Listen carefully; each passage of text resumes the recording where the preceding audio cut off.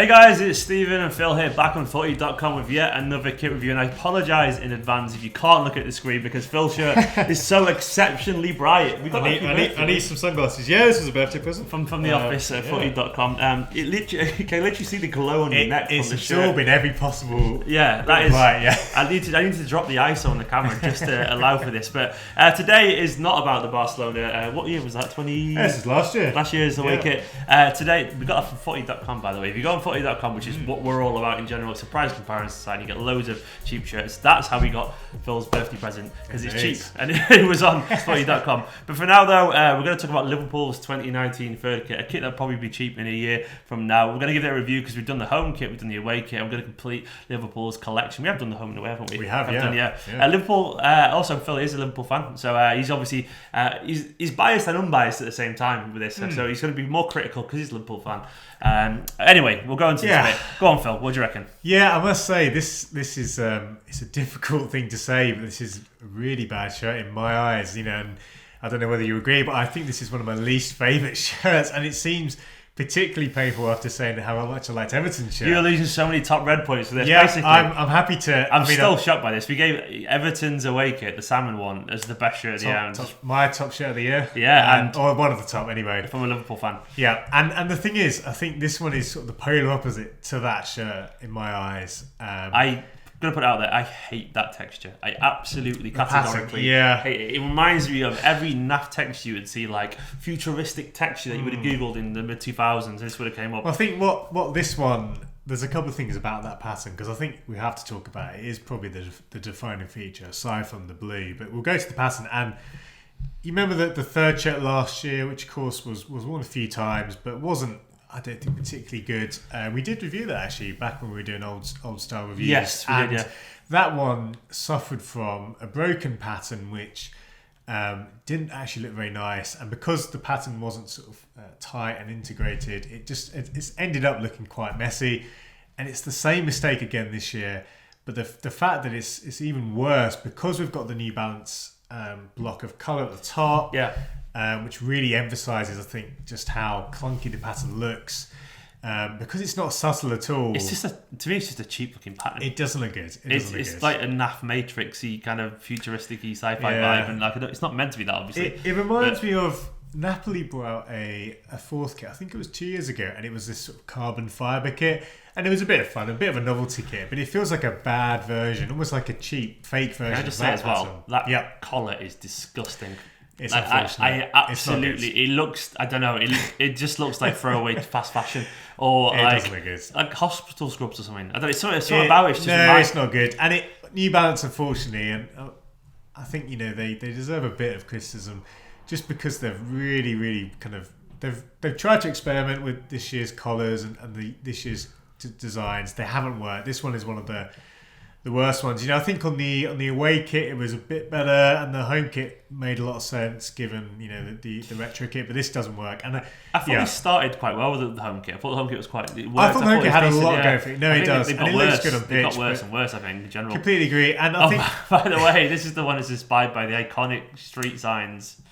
Well, hang on though. So the away shit was. So this is another street sign. According to the press, the pattern. Oh no, the more street sign inspiration. Oh, that is terrible. See, I'd heard the street, obviously the away kit. By the way, that's a blue. I can barely even see that's a blue. It is blue, and that's a subtle blue. Well, that's the thing with the blue. Now, we talked and the reason I mentioned Everton's away kit as a kind of polar opposite. With Everton's kit, that colour, the coral, made sense, and it was actually a colour that was used before. As far as I'm aware, and I know there was blue obviously in the very early Liverpool kits, but it wasn't this shade of blue. You do not use blue in Liverpool kits anymore, do you? I mean, the thing is, it's almost city blue as well. It's not city blue, but it is a light blue. Very tealy kind of blue. It's a bit tealy, yeah, but it's just, unfortunately, the colour. I think this kit could have looked good in monochrome. This is a great quote here from Trent Alexander-Arnold. It's always special to pull the Liverpool shirt. The fact that this one is a celebration of my city and the streets I grew up playing makes it even better. I can't wait to wear it on the pitch. Said sponsored, highly paid professional footballer. They could have read that last year, couldn't they? There's nothing to do with the kit. Every year, just adopt the quote. I bet you sign something saying, we can make up a quote and you're going to say it. Yeah, all right, whatever. Yeah, I think it's just, and again, one thing which you talked about with, I think it was with the Real Madrid video, was how important a kind of collection of kits is. And sometimes a kit actually makes sense in the context, but I don't think this one does. Let's look at the scores then for the collection. Yeah. So we gave Liverpool's home kit an 81. We gave their away kit a 72, which I think was a bit generous looking back. I don't think it was... but anyway, this one, I'm going to presume, is going to carry on the tradition of being less and less and going down. Yeah, no, I really do dislike this kit. I actually think... Kill it, Phil. Kill it. No, I am going to kill it, and I'm going to kill it. It's actually 50s, aren't you? It's lower than 50s. Why? Honestly. Is it a 40s kit? I think this is actively a bad design, and the fact it's a Liverpool kit, and given the links, and the fact that this should be where New Balance do their best, you know. Oh yeah, the European champions. You know, they should be given a kit like. I hate saying as a City fan, but they should be given good kits. No, of course. I mean, it's the same with. It's cheap. It's tacky. It's the same with Puma. Should be doing good kits for City, and Adidas have done good kits for Arsenal. So I think we should bear that in mind. And honestly, this is one of the. Well, it reminds me of when Liverpool were with Warrior, if you remember those kits. And they were great because they were awful. They were so bad. I mean, they're almost kind of. You almost, as a Liverpool fan, almost sort of. It's quite nice to look back on just thinking how far we've come. But honestly, it is a terrible kit.